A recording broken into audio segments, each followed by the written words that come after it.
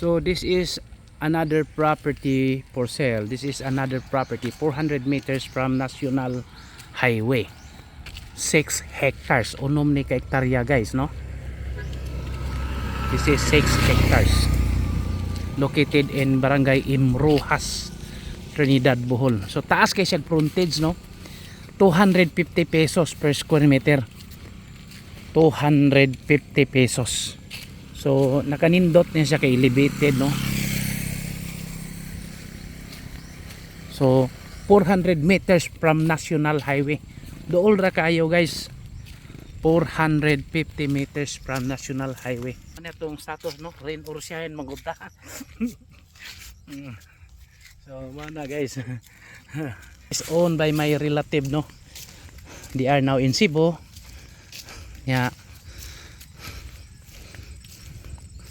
Ilan na lang ibaligya kaysa ilang bahinon. So mao ni sitwasyon sa ako ning agaw dire sa Imrojas, Trinidad, Bohol. Taas kay frontage guys, super taas. So just in case mohangyo ta, depende na lang siguro, no? Develop na kayo ang location. Oh, sa una wala pa ni karsada klaro, pero karon gwapo na kayo guys. Taman pa nito na motor, oh.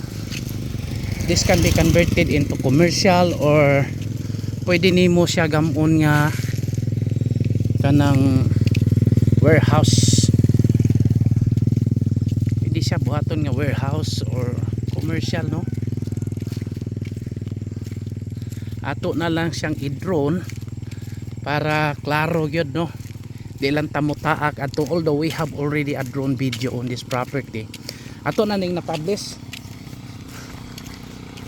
Nya murag us-usa na gamay sa una 300 ko murag pwede bag ato laning us-usa gamay murag musugot na si agaw sa 250 per square meter. So di man gud siya ray kinap sa igsuon pod. So mo ni naka-advantage ani, gwapo kay yuta. Dako kay karsada. Asa ka mangita na. Pwede kanindot, super kanindot, no?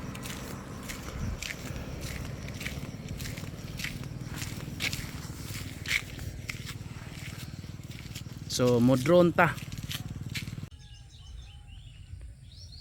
So we have another property guys, no? So here comes the drone video, no, sa atong property. Actually this is a total of, again, it is a total of 6 hectares.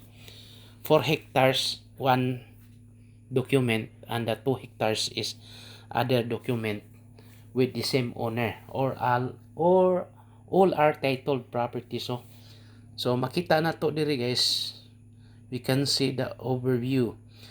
So we will notice that all are flat terrain, but there is a portion of rice field, no?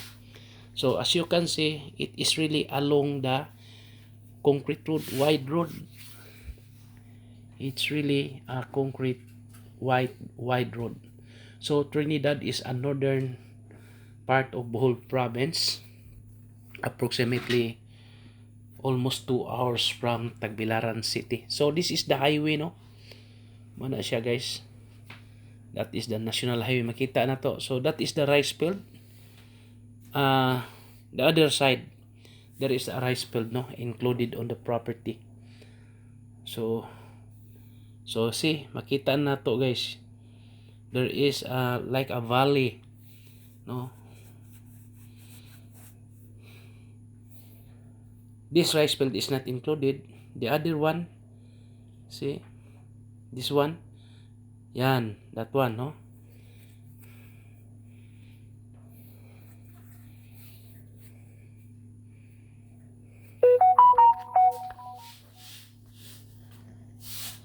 So see,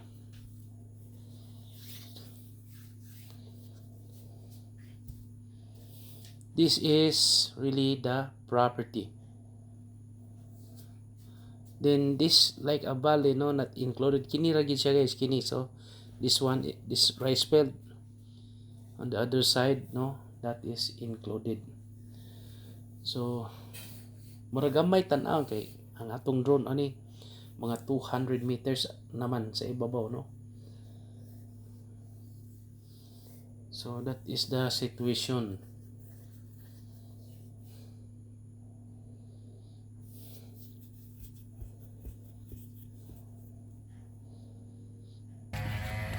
So we proceed, no, to the other side, no. Makita na to. This is a total of Hey, this is a 2 go. hectares. The same owner with 4 hectares. So maybe we can ask the owner nga Ako lang hindi pagibalik sa ang collector kuan eh. can buy this 2 hectares. Das likod lang po Kasi- di siya gamay, but still along the road, no, near to the concrete road. So mao ni siya guys. This is good for farming.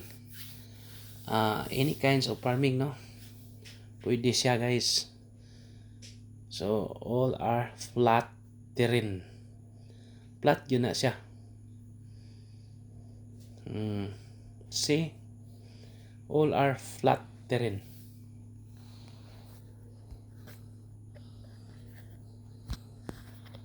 So mao na siya guys. So 250 pesos per square meter. Kini, no, this one, no, sumpay na siya. It's adjacent to the 4 hectares. So actually ang gusto ni owner for sale at a time, no, kasaan na ibaligya tanan. Pero just in case ba, in case lang yun og 2 hectares sa makaya, so ato lang ang yun. So pwede ta mo palit og 2 hectares og 1 hectare di na ko kasiguro kay bukon no naman na. One title man ang 2 hectares nya, one title pod ang 4 hectares. So mo ni naka-advantage. It's really along the road guys. See, basta kini guys is just like around 400 meters from National Highway. Dool ra gid siya kayo. Ang pabor ani is San Miguel, no. Next, I think this is the last barangay in Trinidad Bohol, the Imrojas. Kanang iputang nag Imro mo na siya guys. So kitang kita na to ang 2 hectares. Paingon pa ni dito, no, na side kiri nga kuan. Basta taas pa na siya ang 2 hectares. Mura kini di kini ra gyud sumpay na rectangular. So no improvements, walay tanom guys, wala gitanom, only rice field. Nay mga kahoy-kahoy pero majority no plants, no, no coconut.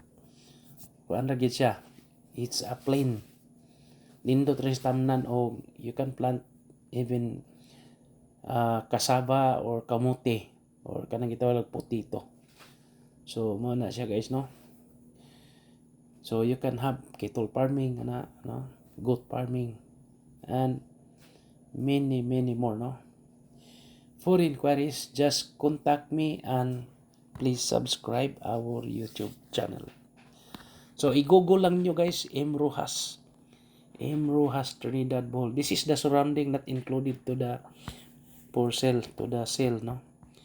This is the surrounding or the adjacent, not for sale. So this one in this side, in this portion, no. Okay, thank you.